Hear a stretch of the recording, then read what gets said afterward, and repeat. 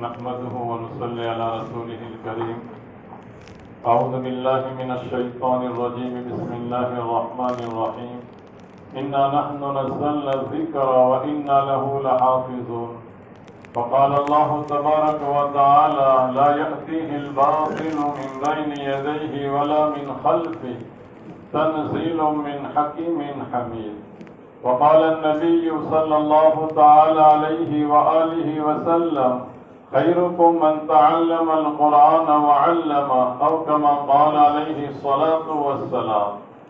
محترم بزرگوں، پروردگار عالم کے ہم بہت زیادہ شکر گزار ہیں کہ اس پروردگار عالم نے ہم جیسے گنہگاروں کو ایک عظیم الشان کتاب جس کا دنیا میں کوئی بدل کوئی مثال نہیں ہے، 6666 آیتیں جو جبرائیل امین علیہ السلام ہمارے آقا صلی اللہ علیہ وسلم پر لے کر آئے، عافیت اور سکون کے ساتھ ہمیں سننے کا موقع عنایت فرمایا، ہمیں محروم نہیں بنایا، بلکہ ہمیں اللہ تعالیٰ نے پورا کلام پاک عافیت کے ساتھ سنایا۔ یہ رب کریم کا بہت بڑا کرم اور بہت احسان ہے۔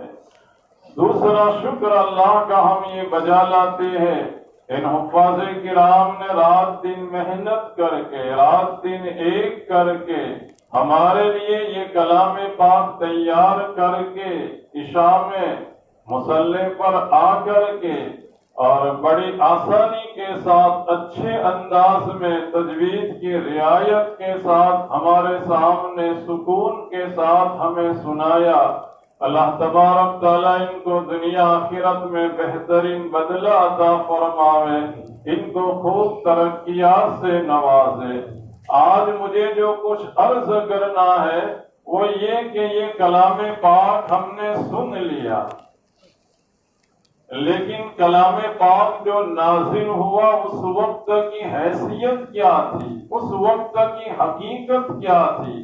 ہم نے تو روزانہ آ کر 1-1.5 گھنٹے سن لیا، تو پہلی بات یاد رکھنی چاہیے کہ قرآن کریم جو نازل ہوا ہے وہ 2 مرتبہ، ایک مرتبہ لوح محفوظ سے آسمانی دنیا پر یہ ایک ساتھ میں نازل ہوا، اور دوسری مرتبہ 23 سال کی مدت میں آسمانی دنیا سے مصلحت اور حکمت کے مطابق جبرائیل امین علیہ السلام نبی کریم صلی اللہ علیہ وسلم کے پاس قرآن کو لاتے رہے۔ قرآن میں 2 لفظ استعمال ہوئے ہیں، ایک انا انزلناہ اور دوسرا لفظ ہے نزلنا۔ انزال کہتے ہیں ایک ساتھ میں اتارنے کو۔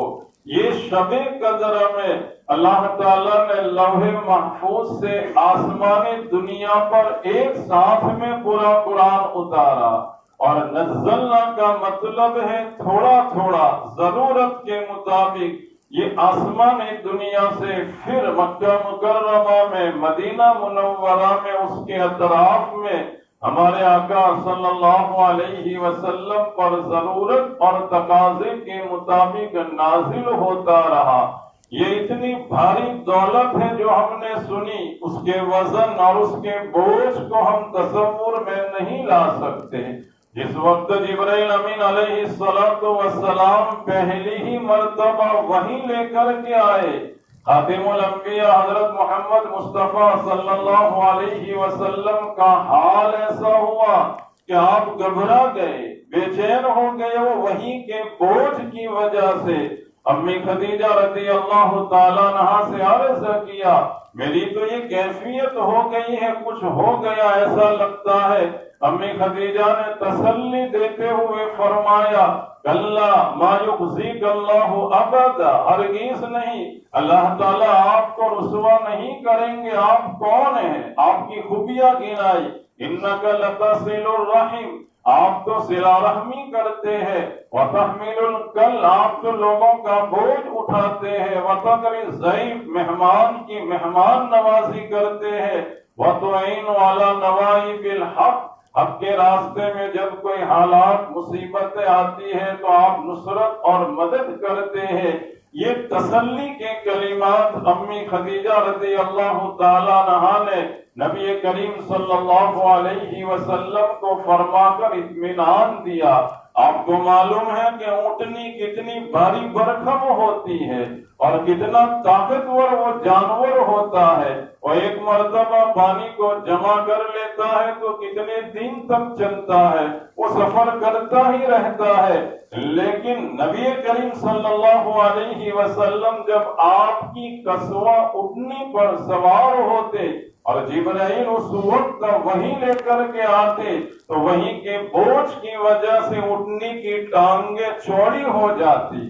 آپ بیٹھے ہوئے ہوتے اونٹنی پر اور اونٹنی بھی بیٹھی ہوئی ہوتی اور جبرائیل وہی لے کر کے آتے تو اونٹنی بوجھ کو برداشت نہ کرنے کی وجہ سے اپنی گردن زمین کے ساتھ لگا دیتی تھی۔ یہ وہی کا بوجھ اور وزن ہوتا تھا۔ زید بن ثابت رضی اللہ تعالیٰ عنہ فرماتے ہیں کہ نبی کریم صلی اللہ علیہ وسلم کا سر مبارک ایک مرتبہ میری ران پر تھا، اتنے میں وہی آ گئی تو بوجھ ایسا تھا کہ مجھے ایسا لگ رہا تھا کہیں میری ران وہی کے بوجھ کی وجہ سے پھٹ نہ جاوے۔ یہ وہی کی تاثیر، وہی کا بوجھ اور وہی کا اثر ہوتا تھا۔ نبی کریم صلی اللہ علیہ وسلم کے زمانے میں جب نزول ہوتا تو آپ کو قرآن کی حفاظت کی اتنی فکر تھی کہ ایک جانب جبرائیل پڑھ کر کے سنا دیتے تو فوراً آپ پڑھنا شروع کر دیتے، بار بار پڑھتے کہ یہ قرآن جو جبرائیل نے مجھے پہنچایا ہے کہیں بھول نہ جاؤں۔ تو اللہ نے ذمہ داری بتائی، اطمینان دلایا، لا تحرک بہ لسانک لتعجل بہ، آپ اپنی زبان کو حرکت مت دیجیے، آپ اس کو پڑھنے لگے۔ ان علینا جمعہ وقرآنہ، یہ قرآن کو جمع کرنا، اس کو محفوظ کر دینا ہماری ذمہ داری ہے۔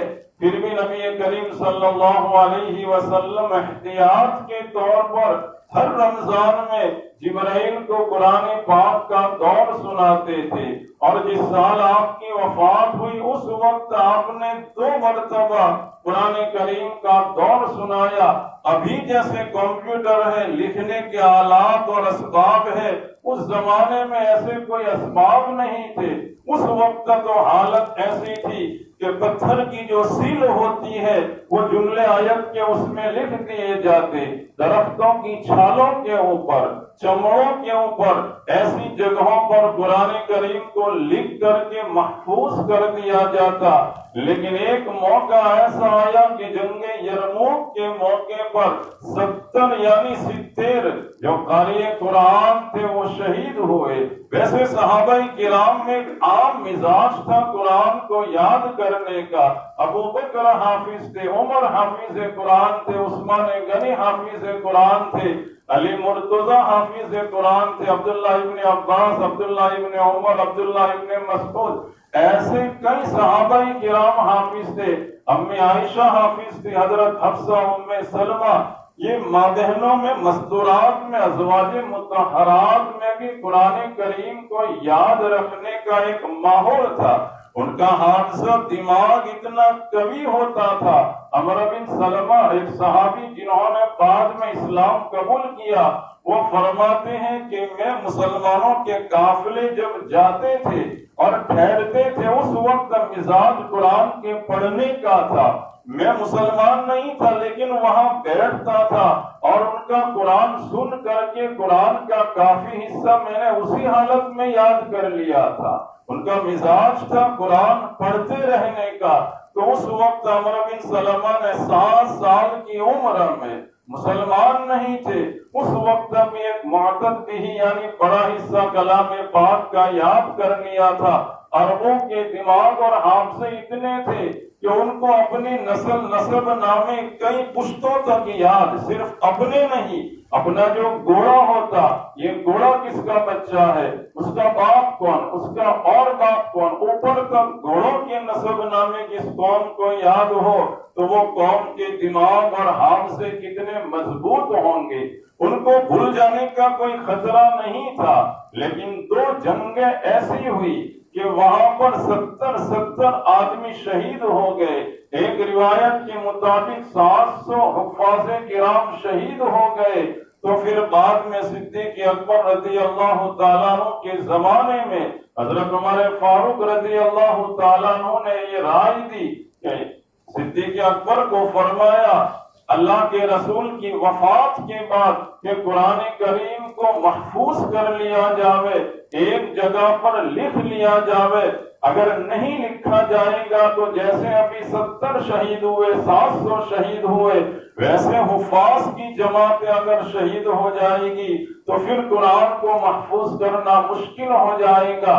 حضرت ابو بکر صدیق رضی اللہ تعالیٰ عنہ پہلے تیار نہیں ہو رہے تھے، لیکن حضرت عمر فاروق نے اصرار کیا، بار بار اصرار کیا تو ابو بکر کے دل میں اطمینان ہو گیا۔ وہیں کو لکھنے والے 40 حضرات تھے جو قرآن کریم کو لکھتے رہتے تھے، ان میں حضرت زید بن ثابت رضی اللہ تعالیٰ عنہ کو بلایا گیا، ان سے کہا گیا کہ تمہیں یہ وہی لکھنے کا کام کرنا ہے۔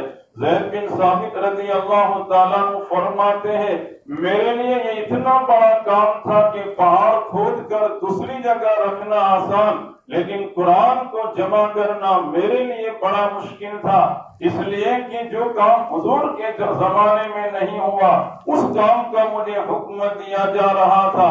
لیکن ابو بکر اور حضرت عمر رضی اللہ تعالیٰ عنہما نے کیوں بار بار اصرار کیا، اس کی وجہ سے میں نے لکھنا جمع کیا، پتھر کی سیلوں سے، چمڑوں پر سے، کھال پر سے، اور اسی طرح درختوں کی چھال میں سے جہاں جہاں سے ملا، اس طرح یہ قرآن کریم کو جمع کیا گیا ہے۔ جو قرآن کریم ہم سنتے ہیں اور جس قرآن کریم کو ہم پڑھتے ہیں، یہ دولت اللہ تبارک تعالیٰ نے ہمیں عطا فرمائی اور اس دولت کو ہم نے سنا ہے۔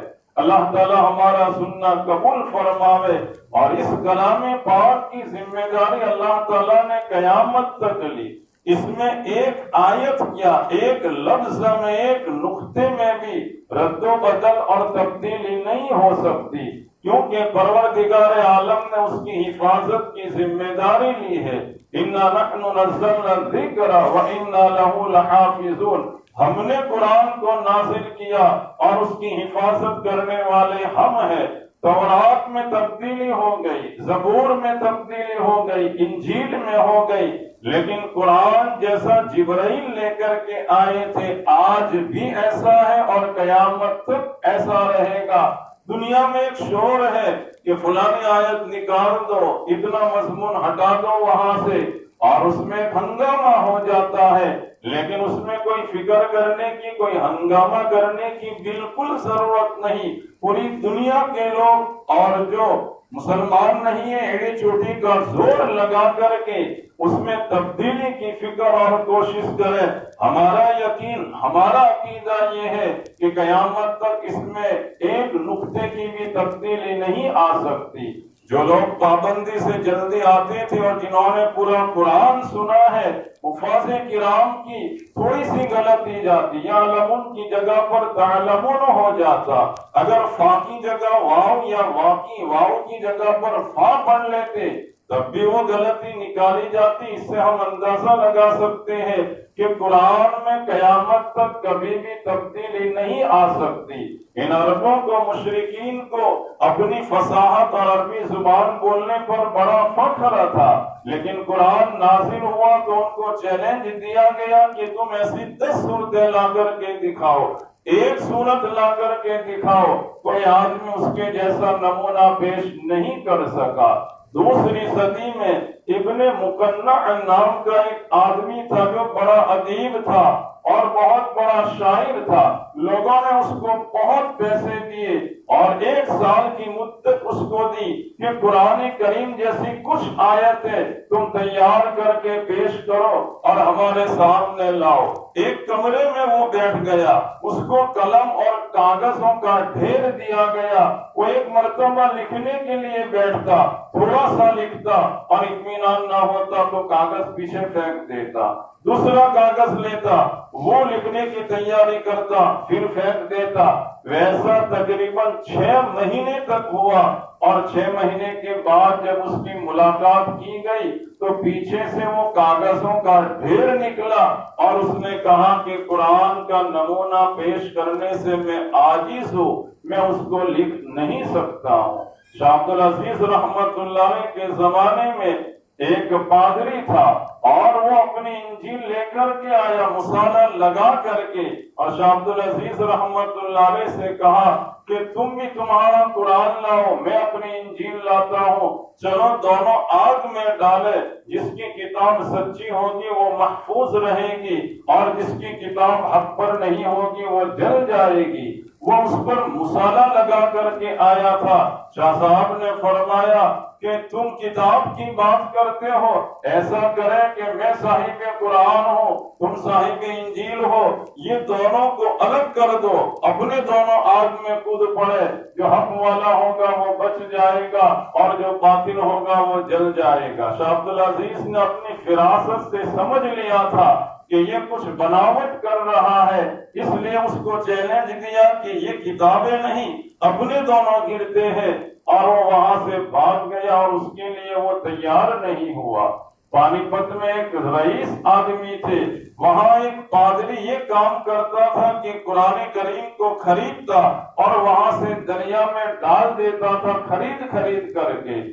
رئیس جو مسلمان تھے ان کو معلوم ہوا, ایک مرتبہ چند حافظوں کی دعوت کی اور ساتھ میں اس پادری کو بھی شریک کیا کہ تم بھی آؤ, اور جب بٹھایا ان کو دسترخوان پر تو اس وقت انہوں نے حافظوں سے پڑھانا شروع کر دیا. اب یعلمون کی جگہ پر تعلمون پڑھتے تب بھی دوسرا حافظ غلطی نکالتا. وہ پادری نے دیکھا کہ یہ تو یا اور تا میں بھی ایک دوسرے کی رعایت نہیں کرتے, میں کتنے بھی نسخے دریا میں ڈال دو لیکن یہ تو قرآن کریم میں کوئی تبدیلی نہیں آ سکتی. آخر وہ عاجز ہو گیا. معلوم ہوا کہ اللہ تعالیٰ نے قیامت تک کی اس کی ذمہ داری لی ہے. ایسی لاجواب بے مثال کتاب ہمیں عطا فرمائی جس کے بارے میں فرمایا کہ باطل نہ آگے سے آ سکتا ہے نہ پیچھے سے.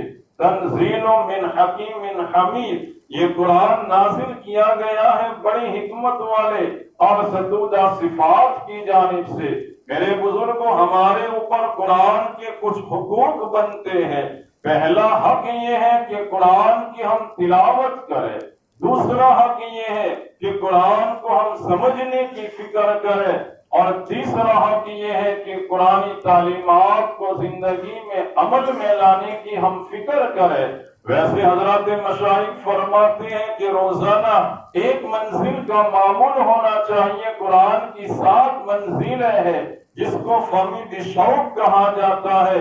سورہ فاتحہ سے پہلی منزل, مائدہ سے دوسری منزل, سورہ یونس سے تیسری منزل, بنی اسرائیل سے چوتھی, شعراء سے 5ویں, والصافات سے 6ٹھی اور سورہ کاف سے 7ویں. یہ معمول بنانا چاہیے.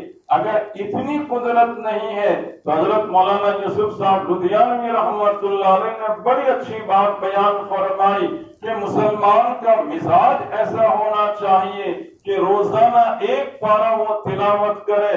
جیسے آج 27واں چاند ہے تو اس کا قرآن کا 27واں پارہ ہونا چاہیے.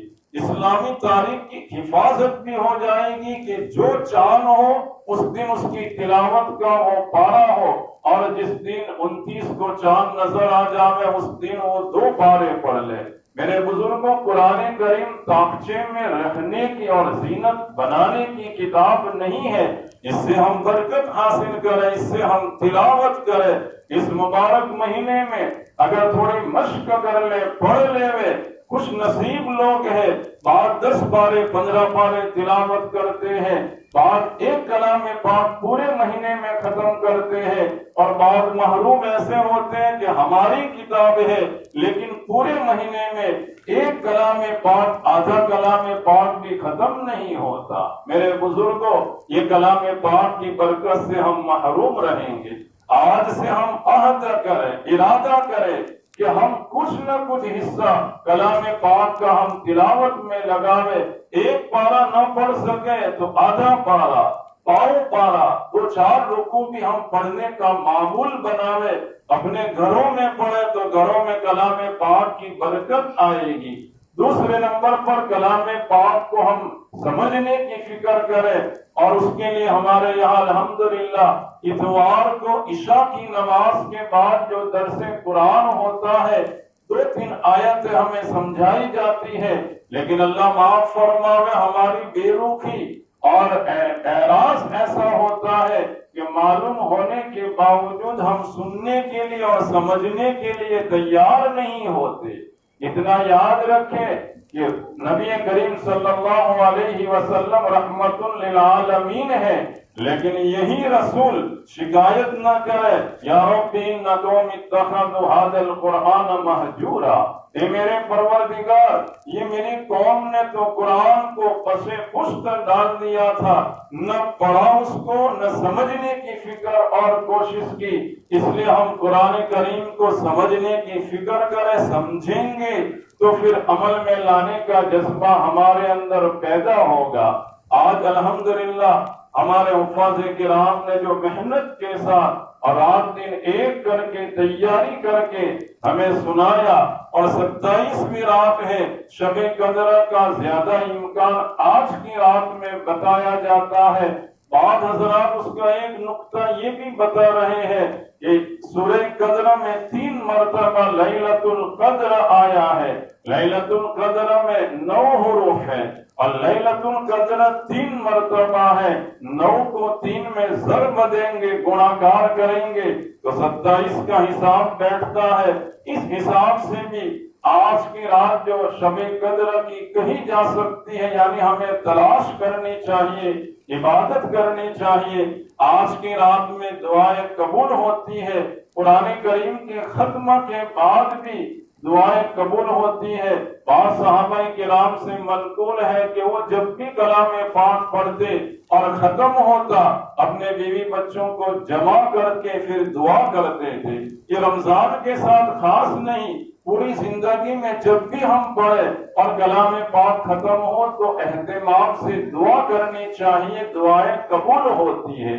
آخری بات یہ کہ اصل تو ان حفاظ کرام نے محنت کی، ہم تو کھڑے رہے ہیں اور قربانیاں ان لوگوں نے دی ہے۔ ہم ان لوگوں کی حوصلہ افزائی کریں، ان کو مبارکبادی دیں، اپنی حیثیت کے موافق ہم ان کو خوش کریں، اور خوش کرنے کا مطلب یہ ہے کہ اللہ نے جو گنجائش دی ہے ہم ان کو ہدیہ تحفہ دے کر کے خوش کریں۔ کسی آدمی کو ہم کام کے لیے بھیجتے ہیں، چھوٹا موٹا کام، اور وہ کر دیتے ہیں، تب بھی ہم اس کو خوش کرتے ہیں۔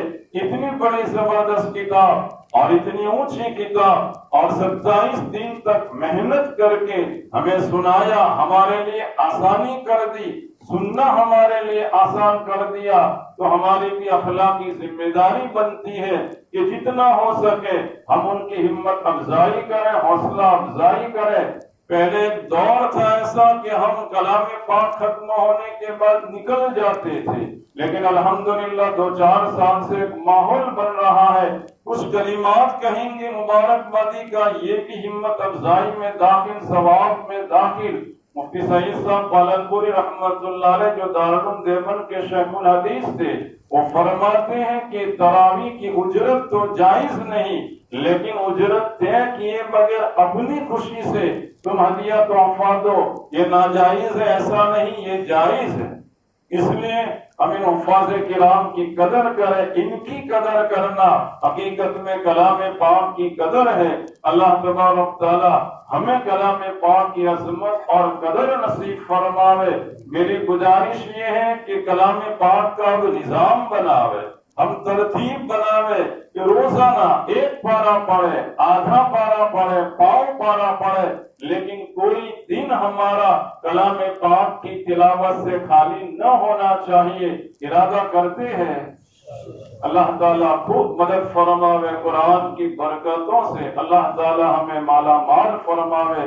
پھر آپ اس کی برکتیں دیکھیں گے کہ گھر سکون کا اور اطمینان کا انشاءاللہ گہوارہ بنے گا. اللہ تبارک تعالیٰ ہمیں ان تعلیمات پر، ان ہدایات پر، باتوں پر عمل کی توفیق عطا فرماوے. اب آج 27ویں رات میں شب قدر کا بھی احتمال ہے. کلام پاک کی ختم ہوا ہے. دعا کی قبولیت کے بہت امکانات ہیں. اس میں ہم عاجزی اور تضرع سے اپنے لیے، اپنے گھر والوں کے لیے، پوری امت کے لیے، امت جن حالات سے دوچار ہے، ہم خوب اللہ تبارک تعالیٰ کے حضور میں دعا کریں. وآخر دعوانا ان الحمد للہ رب العالمین.